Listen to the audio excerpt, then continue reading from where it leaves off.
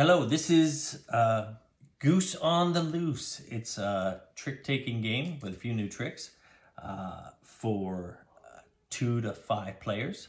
And in this game, we are farmers who are trying to round up our barnyard animals. Our border collies are off sick, so we have to do this ourselves. And in this deck, we have 7 different suits, types of animals. There's goats, chickens, horses, cows, turkeys. They go from 1 to 10. And there's also a number of geese who are slightly different from the barnyard animals, and they are all valued 3, 4, or 5. So to start this game, we get a certain number of cards in our hand. One player is the start player.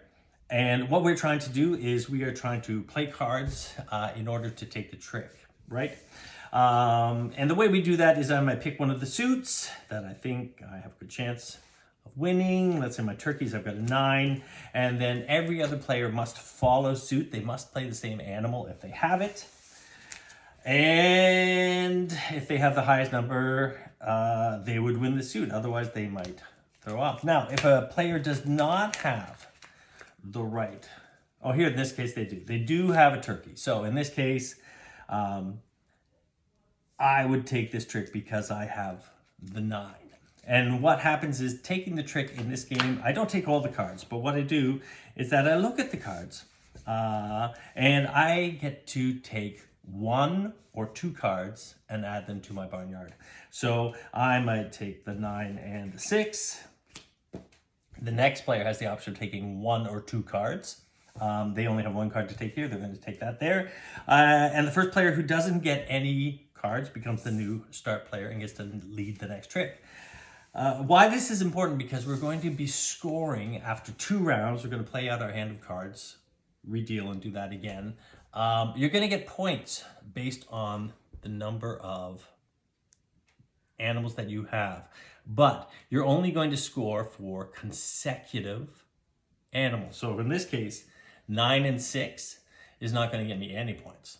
However, if I had 6, 7, 8, 9, I would get points for those. And at the end of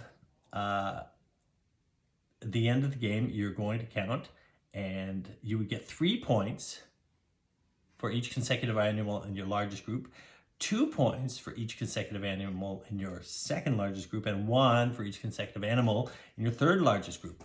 After that, for the more different types of animals you have, you're going to lose points. You're going to lose 1 point each for your first largest group. You're going to lose 2 points for your next largest group, and then 3 points for your third largest group, and so on. So you really want to try to specialize in about 3 types of animals, and you want to have consecutive numbers. Geese, I'm going to explain about those in a moment. So let's rewind. Let's rewind here. Let's say that this player did not have the 6. They did not have a turkey. Then, and they don't, they have the option of playing any other card to throw off if they don't want that. Or they can throw in a goose. Goose on the loose. And as we know, geese are agents of chaos, so they're going to mess everything up. What this means is now 2 things. Number 1 is we're going to play another round. We're going to go around again. And the other rule is that all rules are off. I can play any animal I want. I can play any value, because now the lowest card in here is going to win the trick, right? So, and if I play another goose, it doesn't mess things up further. I just count as the value. So maybe I want to try to throw in my cow, because he's very low. He's a 1.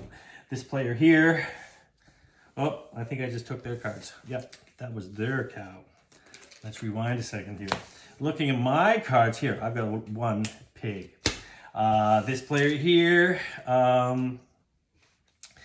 they know that they're now going to lose this 1. If they played another 1, they would both cancel each other, and it would go to the next one, the 2.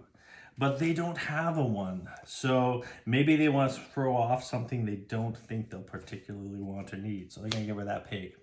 And then the person who played the goose over here, They have a couple ones, but all I would do is cancel that one. So they are just going to throw off and maybe try to put some more animals into the mix, right? So now we played an extra round and there's twice as many cards. So we look at who won it. These ones cancel. This player wins. So this player now looks at all the cards and says, I can either take 1 or 2 cards and add them to my barnyard. They can take any of the animals. They might take the 1 and the 4, the pigs here. And again, they would add them and see if they become their largest group. The other thing you can do is you can take a goose.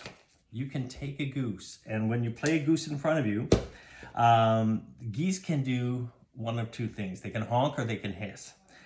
If they honk, they're going to take an animal from another player. So they're going to take an animal from another player. They can choose who. However, they have to at least have already in their barnyard a card that is adjacent to that. So if I wanted to honk and call this cow over, I would have to have the 2 cow to do that.